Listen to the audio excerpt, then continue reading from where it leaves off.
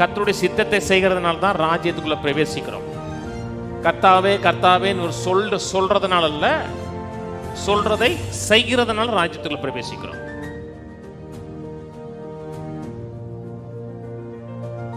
மத்தேயு 21:28 வாசிப்போம். ஆயினும் உங்களுக்கு எப்படி தோன்றுகிறது, ஒரு மனுஷனுக்கு 2 குமாரர் இருந்தார்கள். மூத்தவனிடத்தில் அவன் வந்து, மகனே, நீ போய் இன்றைக்கு என் தோட்டத்தில் வேலை செய் என்றான். அதற்கு அவன் மாட்டேன் என்றான். இதில் அந்த ஒரு மனுஷன் யாரு? ராஜ்யத்தை குறித்து பேசுகிறாங்க. அந்த மனுஷனுங்கிறது பிதாவாகிய தேவன். அவருக்கு 2 பிள்ளைகள். அந்த பிள்ளைகள் யாரு? நீங்களும் நானும். தன்னுடைய தோட்டத்தில் வேலை செய்வதற்கு தன் பிள்ளைகள்கிட்ட சொல்கிறார், இதை செய்யி அதை செய்யின்னு சொல்கிறாரு. உடனே அவன் சொல்கிறான், மாட்டேங்கிறான். அப்படி கர்த்தர் நம்ம இடத்துல வந்து ஒரு காரியத்தை செய்ய சொல்லும் பொழுது மாட்டேன்னு சொல்கிறது சரியா? அது ஏற்றுக்கொள்ளக்கூடிய ஒரு காரியமா? கர்த்தர் ஒன்று சொல்கிறார், மகனே மகளே, எனக்கு அது செய்வியான்னு உங்கள்கிட்ட வந்து கேட்கும் பொழுது அது நான் செய்வேன்னு சொல்கிறதா இல்லை செய்ய மாட்டேன்னு சொல்கிறதா? ஆனால் இந்த வாழ்க்கையில் ரியாலிட்டியில் அப்படி இருக்கா அப்படின்னு கேட்டோம்னா கிடையாது. கர்த்தர் நம்மளோட ஒரு காரியத்தை செய்ய சொல்லும் பொழுது அதை செய்வதற்கு நம்ம ஆயத்தமாக இருந்து செய்ய விருப்பமுள்ளவர்களாக இருந்து செய்கிறோமான்னு கேட்டோம்னா பெரும்பாலும் கிடையாது. ஏன் பெரும்பாலும் கிடையாதுன்னா, நிறைய மக்களுடைய மனதில் அது கர்த்தர் தான் சொல்கிறாரா, நானா நினைக்கிறானான்னு ஒரு எண்ணம். இது கர்த்தர் சொல்லியிருக்க மாட்டார், பாஸ்டர் சொல்லியிருப்பார், அந்த ஊழியத்தில் சொல்லியிருப்பாங்க, அவங்க சொல்லியிருப்பாங்க, இவங்க சொல்லியிருப்பாங்கன்ட்டு அது ஏதோ ஒரு விதத்தில் நம்ம அப்படி தட்டி கழிச்சிட்டு போயிடும்.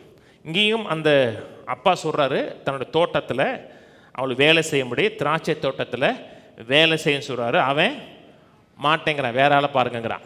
எனக்கு எவ்வளவே வேலை இருக்குது, நான் செய்ய வேண்டிய காரியம் எவ்வளோ இருக்குது, நான் மாட்டேங்கிறான். ஆனால் இன்றைக்கி உலகம் முழுவதும் லட்சக்கணக்கான மக்களுடைய நிலை இதே நிலையில் தான் இருக்குது. ராஜ்யத்தின் ராஜா தன்னுடைய ஆசையும் விருப்பத்தையும் ஒரு மனிதன் மூலமாக செய்து நிறைவேற்ற விரும்பும் பொழுது அதை செய்யாத ஜனங்கள் தான் நிறையா இருக்காங்க. கர்த்தர் நம்மோட பேசுகிறாரா? பேசுகிறார். கர்த்தர் நம்மோட பேசும் பொழுது பெரிய ஒரு வானத்திலிருந்து அப்படியே சத்தம் கேட்குற கிடையாது. இல்லை, ஒரு தரிசனத்தை பார்த்தேன், அதான் ரேர். அப்படியே இப்போ வானத்திலிருந்து தரிசனத்தை பார்த்தேன், அதான் ரேர். இன்றைக்கி ரட்சிக்கப்பட்ட மக்கள் நமக்கு கர்த்தரோடு நல்ல உறவு இருக்கிறது, கர்த்தரோடு ஐக்கியப்படுகிறோம், கர்த்தரோடு க்ளோஸாக இருக்கிறோம் என்றால் கர்த்தர் நம்முடைய உள்ளத்தில் உணர்த்துவார். கர்த்தர் ஏதாச்சும் உணர்த்தி இருக்கிறாரா? உணர்த்தவே இல்லைன்னா நீங்கள் ஆவிக்கு ரீதியில் மண்ணு மாதிரி இருக்கீங்கன்னு அர்த்தம். களிமண்ணாக இருந்தால் கூட பரவாயில்ல, கட்டாந்தரை ஆகிட்டீங்கன்னு அர்த்தம். களிமண்ணை வளைஞ்சிடலாம். கர்த்தர் நம்மளோட உணர்த்துறார், நம்மகிட்ட பேச சொல்கிறார். அப்படி பேச சொல்லும் பொழுது, அதை செய்ய சொல்லும் பொழுது, இதை செய், இப்படி இரு, இப்படி சாட்சியாக வாழு, இதை என் நோக்கத்துக்காக செய்யன்னு சொல்லும் பொழுது கர்த்தர் நம்மளோட இடைப்படும் பொழுது பெரும்பாலான நேரத்தில் நம்ம செய்யக்கூடாது என்று நம்முடைய மாம்சம் சொல்லுது. இதை செய்ய வேணாம், இப்போதைக்கு செய்ய வேணாம் அப்படின்னு மாம்சம் சொல்லுது. ஏன் சொல்லுது என்றால், நம்முடைய மனது எந்த அளவுக்கு மர்வமாக இருக்கிறதோ, அதாவது தேவனோட வார்த்தையினால் புதுப்பிக்கப்பட்டிருக்கிறதோ, அதுக்கு ஏற்ற விதத்தில் தான் நம்மளோட மாம்சத்துக்கு இடம் கொடுப்போம். நம்முடைய மனது வந்து தேவனோட வார்த்தையினால் புதுப்பிக்கப்படவே இல்லைன்னா மாம்சம் சொல்கிறத அப்படியே செய்வோம். ரட்சிக்கப்பட்டிருப்போம், ஆனால் மாம்சமும் மனதும் செய்கிறதை அப்படியே செய்யக்கூடிய ஆட்களாக இருப்போம். சொல்கிறது புரியுதாங்க? கர்த்தர் இதை செய்ப்பா, இதை உங்கள் வாழ்க்கையில் செய்ய நிறைவேற்ற விரும்புகிறேன்னு சொல்லும் பொழுது பெரும்பாலான நேரத்தில், பெரும்பாலான நேரம் இல்லை, 99.9 நேரம் சரீரம் வேணாம் சொல்லும், செய்யாதேன்னு சொல்லும். அப்படி செய்யாதேன்னு சொல்லும் பொழுது நாம் அதை செய்ய விரும்பாத பொழுது அதுலேருந்து வெளியே வர முயற்சி எடுப்போம். அதுக்கு சாக்கு சொல்லணும். ஏன் செய்யலை? கர்த்தர் சொன்னாரும் போல தெரியுது, ஒரு உணர்வு இருக்குது, உணர்த்துதல் இருக்குது. அதை செய்யாமல் இருப்பதற்கு நம்ம வழிகளை தேட ஆரம்பிப்போம். நமக்கு நிறைய அதுக்கான உதவிகளை பிசாசு உடனே கொடுப்பான். நம்ம கர்த்தருடைய சித்தத்தை செய்யாமல் இருப்பதற்கு என்னென்ன உதவிகள் வேணுமோ அத்தனை உதவி செய்வான். என்ன சொல்லுவான்?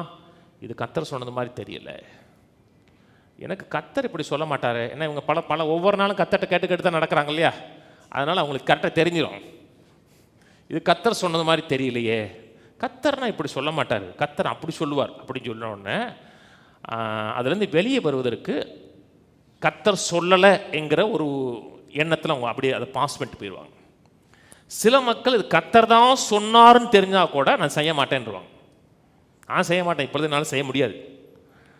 அப்படி என்ன ஆகும்னா, பிசாசு உங்கள் வாழ்க்கையில் என்ன விரும்பினானோ அதை செய்யக்கூடிய மக்களாக மாறிடுவான். இல்லை கவனிங்க, விட்டு போங்க, பிரச்சனை இல்லை. சில இடத்துல எல்லார் வாழ்க்கையும் செய்யலாம். ஆனால் அடுத்த ஒரு இக்கட்டான சூழ்நிலை, கர்த்தர் உங்கள் வாழ்க்கையில் ஒரு துல்லியமான பதிலை உங்கள்கிட்ட பேச வேண்டுங்கிற ஒரு சூழ்நிலை. ஜெபிக்கிறீங்க, கர்த்தர் அப்போ உங்கள்கிட்ட பேசுவார். அப்பொழுது உங்களுக்கு மனதில் தீர்மானம் எடுக்க முடியாது. கர்த்தர் தான் சொன்னாரான்னு சொல்ல முடியாது. கர்த்தர் சொன்னாரா, நம்மளாம் நினைக்கிறோமா? ஏன்னா நீங்கள் கர்த்தருடைய சித்தத்தை செஞ்சு பழக்கம் கிடையாது. மக்கள் பெரும்பாலும் கர்த்தருடைய சித்தத்தை எப்போ தேடுறாங்க தெரியுமா? கல்யாணத்துக்கு.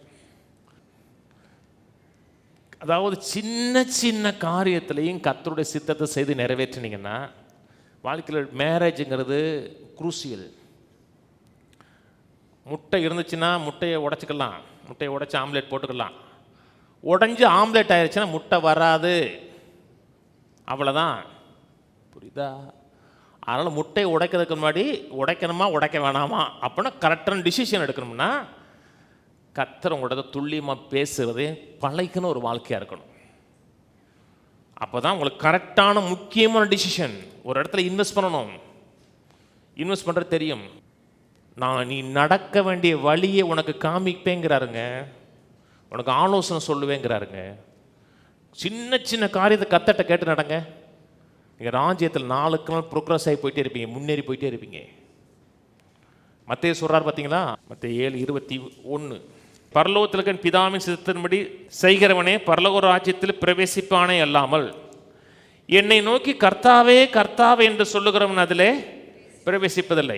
இது ஒரு ஆவிக்குரிய பிரின்சிபல். இது கர்த்தருடைய சித்தத்தை செய்கிறதுனால தான் ராஜ்யத்துக்குள்ளே பிரவேசிக்கிறோம். கர்த்தாவே கர்த்தாவேன்னு ஒரு சொல்கிறதுனால இல்லை, சொல்கிறதை செய்கிறதுனால ராஜ்யத்துக்குள்ளே பிரவேசிக்கிறோம். இயேசுதான் ஆண்டவர், இயேசுதான் ரட்சகர் என்று வாயை திறந்து சொன்னோம்னா பரலோக ராஜ்யத்துக்குள்ளே போகலாம். ஆனால் அதோட நின்றது கிடையாது. பரலோக ராஜ்யத்தில் உள்ளும் புறமும் சென்று மேய்ச்சலை கண்டடையணும். தேவன் நமக்கு அனுபவிக்க வேண்டிய எத்தனையோ நன்மைகளை ஆயத்தம் பண்ணி வைத்திருக்கிறார். அதை அடைய வேண்டுமென்றால் சும்மா கர்த்தாவே கர்த்தாவே என்று சொல்லுகிறவன் அல்ல, என் சித்தத்தின்படி செய்கிறவன். ஆண்டவர் சொன்னால் என்னை நேசித்தால் என் கற்பனைகளை கை கொள்வான்றார். ஒரு மனுஷன் மெய்யாவே கர்த்தரை நேசிக்கிறான், கர்த்தருடைய வார்த்தையின்படி நடக்கிறான், கர்த்தர் தான் ஆண்டவர், கர்த்தருக்காக தான் வாழ்கிறேன், என் உயிரே கர்த்தர் தான் அப்படின்னு சொல்லிட்டு கர்த்தருடைய வார்த்தையின்படி நடக்கலைன்னா நீ கர்த்தரை நேசிக்கலைன்னு அர்த்தம். இந்த தமிழில் சொல்கிறாங்க பார்த்தீங்களா, வாயாலே வடை சுடுவான்னு. சும்மா வாயிலேயே அப்படி பண்ணிடுவேன் இது பண்ணிடுவேன்னு வாயில் சொல்கிறதில்ல. சொல்கிறாரு, சித்தத்தின்படி செய்கிறவனே அவன் பரலோக ராஜ்யத்தை உள்ளே போவான், அதில் நன்மைகள் அனுபவிப்பான்.